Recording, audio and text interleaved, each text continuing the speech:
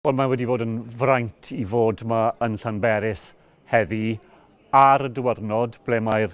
UNESCO wedi cadarnhau i roi statws hetifeddiaeth y byd i'r popeth sydd mor bwysig yn yr ardal hon, a'r hanes o'r llechi,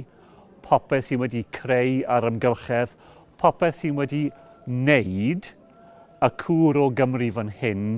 yn pwysig ac sy'n tynnu sylw at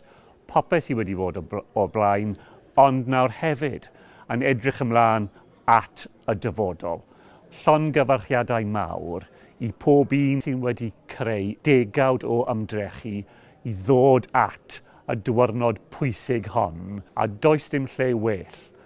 i dathlu beth sy'n wedi digwydd nag yn yr amgueddfa a diwylliant lleci. Llongyfarchiadau mawr i chi gyd.